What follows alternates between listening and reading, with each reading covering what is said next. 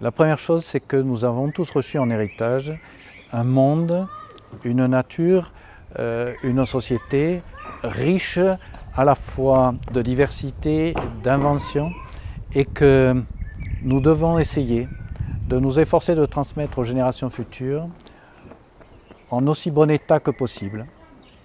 Alors que ce que nous constatons, c'est que, et je parle pour ma génération, nous avons commis des dégâts parfois irréversibles, c'est-à-dire que nous avons privé les générations futures de certaines possibilités, de certaines opportunités.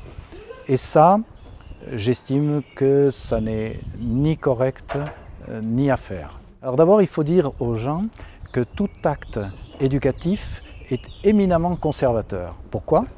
Parce que ce sont des adultes qui essaient de reproduire de façon plus ou moins consciente ce qu'ils ont vécu 20 ans, 30 ans plus tôt. Et il n'y a pas de geste plus conservateur que le geste d'un papa ou d'une maman. Et je crois qu'il faut se déculpabiliser par rapport à ça. Chacun fait ce qu'il pense être utile de faire. Calandrette, en soi, c'est une pédagogie. Et je parle ouvertement, et je l'ai écrit dans le livre des 30 ans, nous avons une pédagogie calandrette. Pourquoi ? Parce que nous sommes le seul endroit au monde où nous associons sur un cursus complet qui aujourd'hui est à peu près abouti jusqu'au lycée, nous associons l'immersion linguistique précoce avec les techniques freinées et les principes de la pédagogie institutionnelle. Il n'y a pas d'autre endroit où la rencontre de ces trois facteurs pédagogiques vient au bénéfice des enfants, au service des enfants, dans un cursus cohérent. Par conséquent, nous avons créé un objet nouveau et toutes les inventions humaines se font de la sorte. C'est la rencontre d'éléments qui étaient épars auparavant, qui se rencontrent, qui se contactent, qui fusionnent. Toutes les cultures humaines sont faites de cette mixité des rencontres. Et donc, la pédagogie calandrette est la fille d'une rencontre formidable et tout à fait inattendue. Si j'en avais le temps, je vous raconterais, et c'est une histoire pire qu'un roman, mieux qu'un roman. Donc, nous avons une pédagogie calandrette. Dans cette pédagogie calandrette, l'axe principal, contrairement à ce que les gens qui ont une approche un peu approximative peuvent apercevoir, l'axe principal, le pilier principal, c'est l'immersion. C'est le fait que les enfants soient mis en présence d'un second code linguistique qui est déprécié dans la société, qui fait qu'ils sont mis devant une situation problème au sens où Philippe Mérieux et toute la pédagogie socio-constructiviste a pensé la question de la situation problème. Le principe étant de dire que l'intelligence humaine se construit en résolvant des problèmes. Et bien là, mesdames, messieurs, nous avons un problème que personnellement, je travaille depuis à peu près 70 ans, puisque je vais bientôt fêter cet anniversaire-là, et je n'ai pas encore trouvé la solution, ce qui montre que le problème de l'occitan dans la société française est un problème costaud, coriace, et qui vaut certaines équations pour lesquelles bien des scientifiques transpirent encore.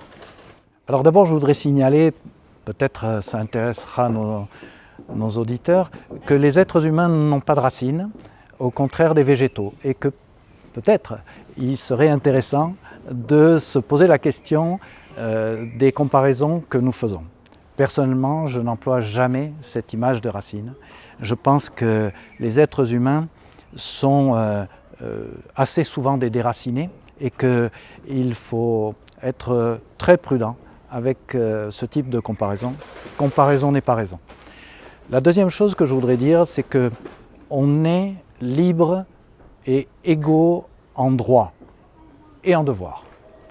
Ça veut dire que libre, nous choisissons.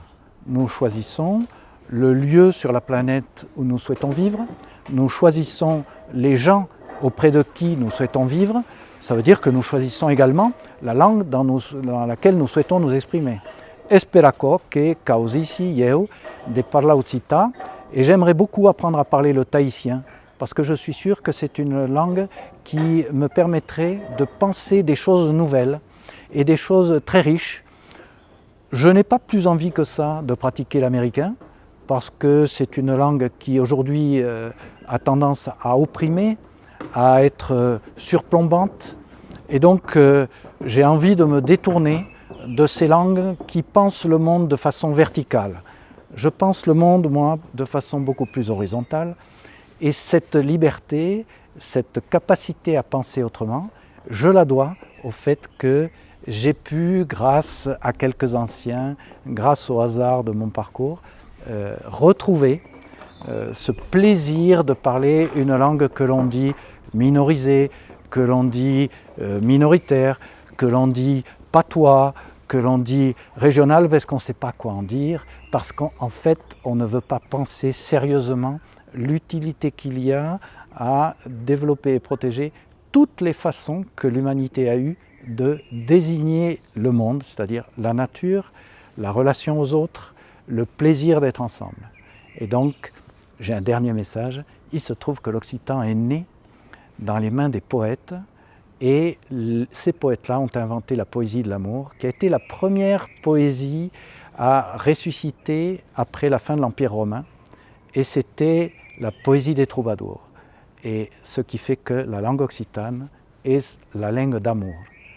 Juste encore un petit mot, en français, on ne doit pas dire amour, on doit dire ameur, comme on dit fleur, comme on dit peur.